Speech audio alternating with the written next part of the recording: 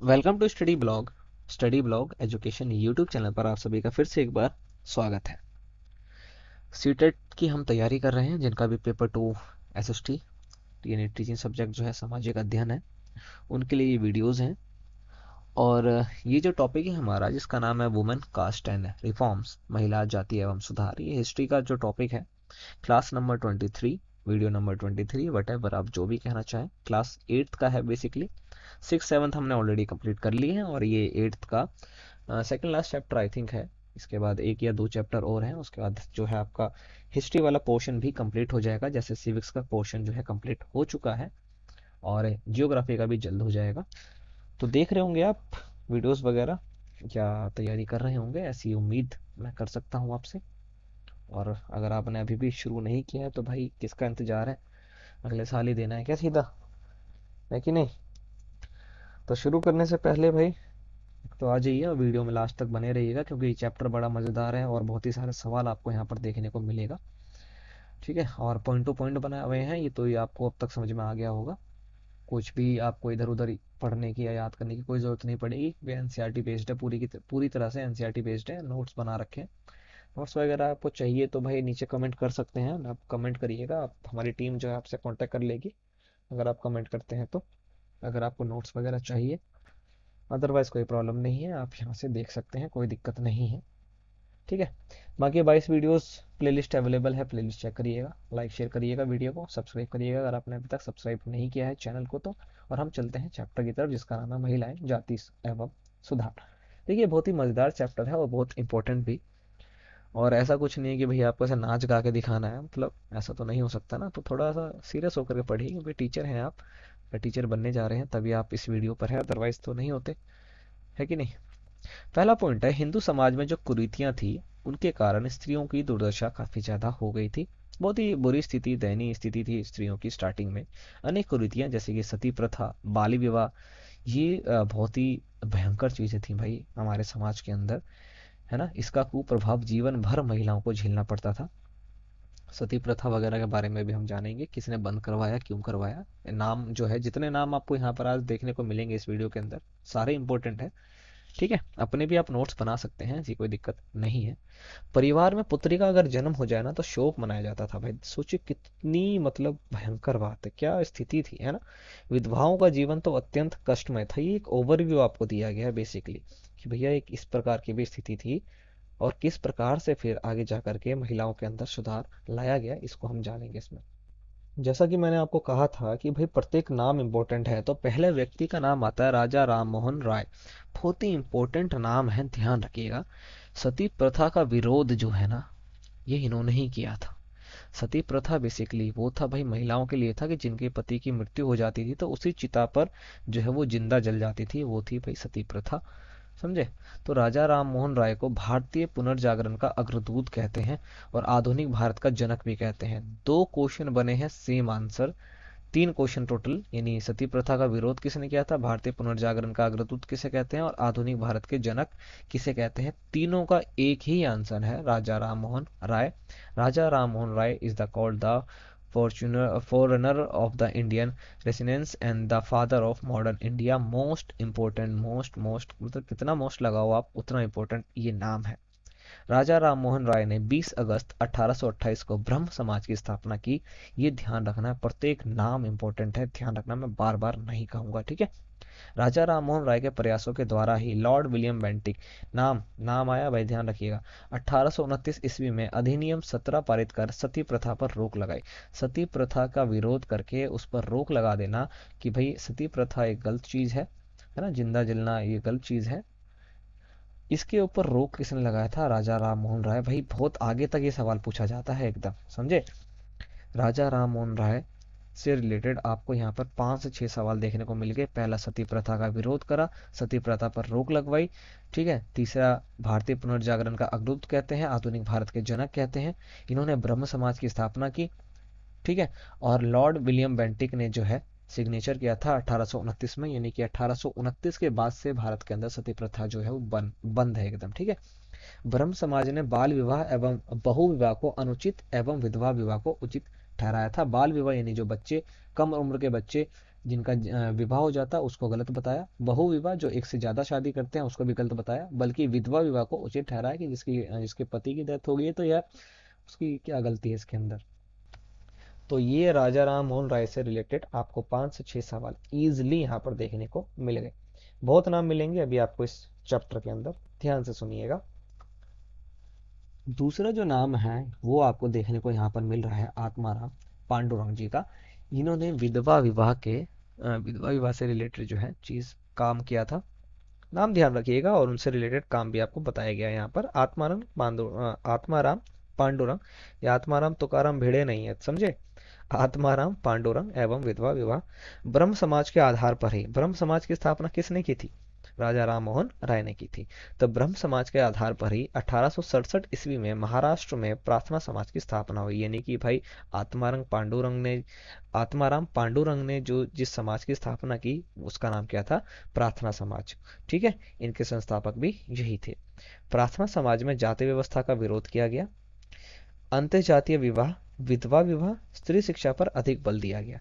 ध्यान एकदम मतलब ध्यान दीजिए इस चीज के ऊपर कि विधवा विवाह का विरोध जो है वो किसने किया? आत्माराम पांडुरंग ने। और इनके जो समाज है जो इन्होंने स्थापित की था उसका नाम था प्रार्थना समाज, जबकि ब्रह्म समाज की स्थापना राजा राम मोहन राय ने किया था, जो सती प्रथा के खिलाफ थे, ये विधवा विवाह के खिलाफ थे।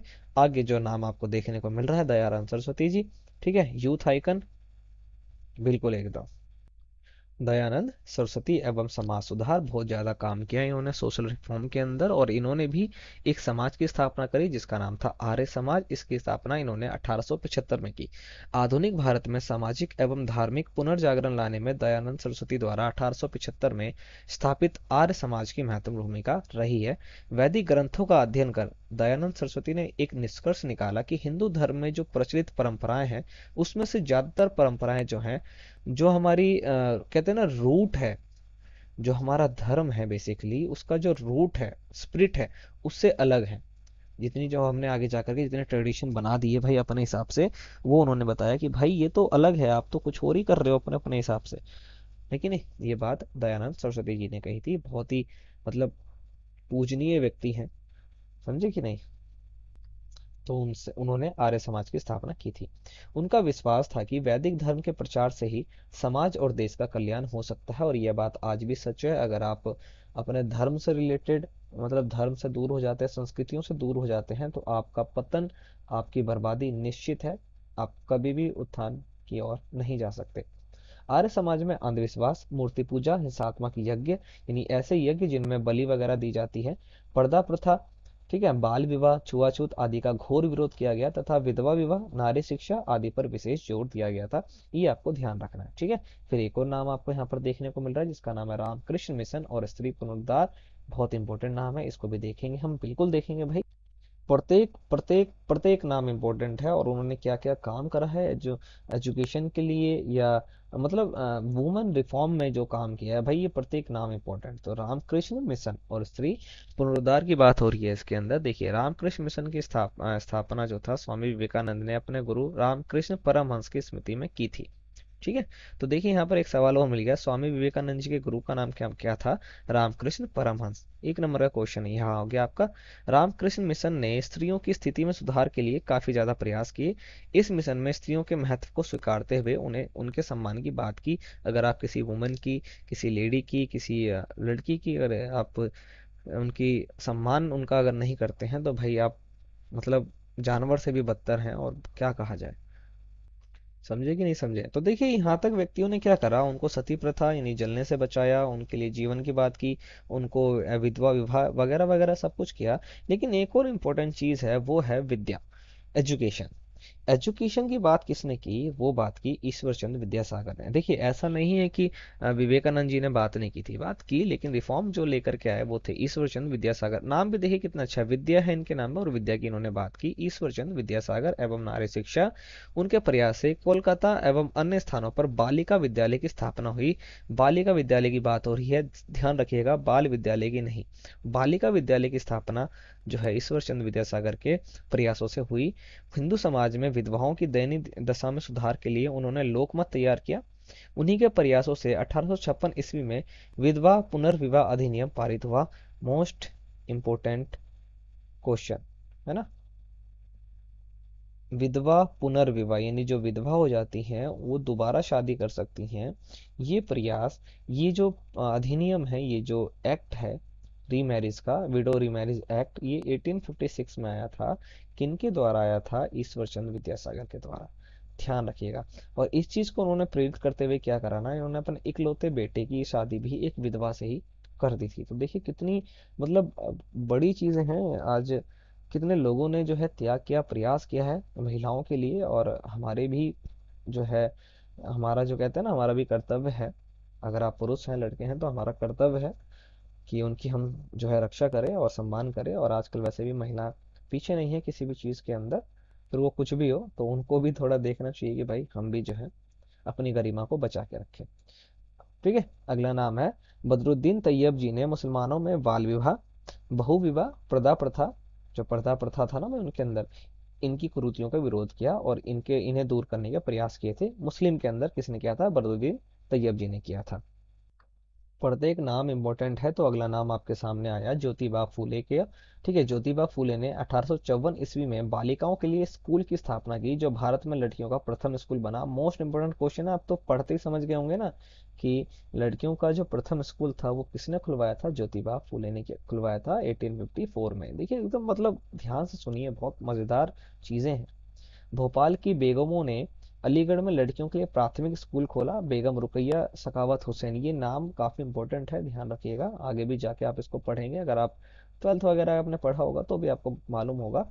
ठीक है। तो बेगम रुकैया सखावत हुसैन ने कोलकाता और पटना में मुस्लिम लड़कियों के लिए स्कूल खोले थे। किन्होंने खोले थे भाई? मुस्लिम के लिए। देखिए सब हर एक चाहे वो जाति की बात करो, धर्म की बात करो, एजुकेशन मस्ट है भाई। एजुकेशन इंपॉर्टेंट है, विदाउट एजुकेशन कुछ भी नहीं है। लेकिन एजुकेशन वो होनी चाहिए जो आपको कल्चरल बनाए, आपको आपके अंदर मॉरलिटी लेकर के आए भाई, नैतिकता लेकर के आए। ऐसी नहीं कि आप कुछ भी पढ़ के कुछ भी सीख करके आ गए, बम बनाना सीख गए, वो एजुकेशन नहीं कहलाती। ठीक है।